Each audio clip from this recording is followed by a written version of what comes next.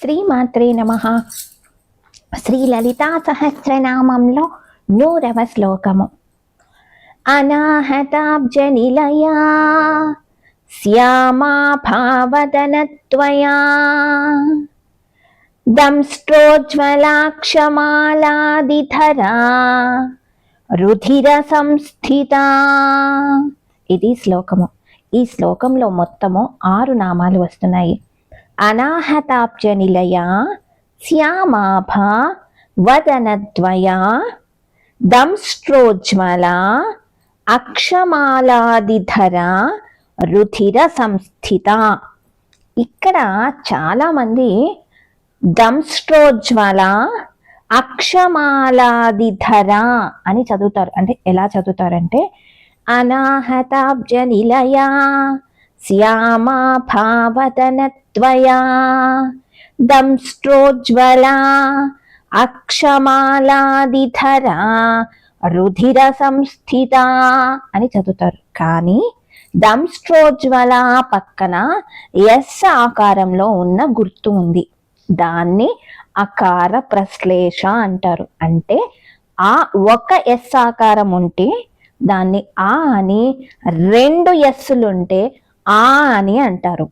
ఎందుకు అది రాస్తారు అంటే ఇప్పుడు దంష్ట్రోజ్వలాక్షమాలాదిధర రుధిర సంస్థిత మనకి 16 అక్షరాలు రావాలి. ఎందుకంటే ఇది అనుష్టుప్ ఛందస్సులో ఉంది కాబట్టి. కానీ ఇక్కడ చూడండి, ఇంకొక ఆ అక్షరం పెడితే దంష్ట్రోజ్వల అక్షమాలాదిధర అని కనుక రాస్తే 17 అక్షరాలు అయిపోతాయి. ఛందోదోషం వస్తుంది. కనుక ఇలాంటప్పుడు ఏం చేస్తారంటే ఈ గుర్తు వాడతారనమాట. అలాంటి గుర్తు అకార ప్రశ్లేష వాడినప్పుడు మనము అక్కడ ఆపి చదవకూడదు. అర్థం చేసుకోవటానికి మాత్రమే విడదీసి చెప్పాలి తప్ప ఎక్కడ అకార ప్రశ్లేష వచ్చినా నామాన్ని విడదీయకూడదు. అంటే దంష్ట్రోజ్వల అక్షమాలాదిధర అని చదవకూడదు. దంష్ట్రోజ్వలాక్షమాలాదిధర అని చదవాలి. దంష్ట్రోజ్వలాక్ష లాక్ష కాదు. మనకి లా దగ్గర నుంచి దీర్ఘం తీసినప్పుడు క్షాకి మధ్యలో ఆ ఉన్నది అని అకార ప్రశ్లేష వాడారు అని చెప్పి తెలియటానికి వీలుగా దంష్ట్రోజ్వలాక్షమాలాదిధర అని చదవాలి. కొంచెము ఏమవుతుందంటే ఇబ్బంది, మాలాధిధర అని వచ్చేస్తుంది. అంటే దాకి ఉన్న అక్కడ ఉన్న ఒత్తు దీ దగ్గర కూడా వచ్చేస్తుంది.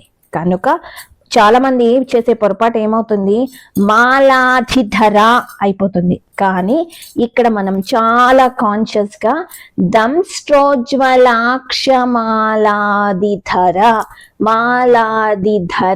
మాలాదిధర సాధన చేసేటప్పుడు దిధర దిద్ధ అనేది సాధన చేసుకోవాలి. అలాగే దంష్ట్రోజ్వలాక్ష లాక్ష అని సాధన చేసుకుంటే మనకి గుర్తుంటుంది.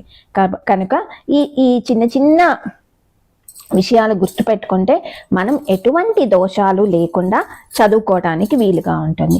శ్రీమాత్రే నమః. శివాయ గురవే నమః. లోకా సమస్త సుఖినో భవంతు.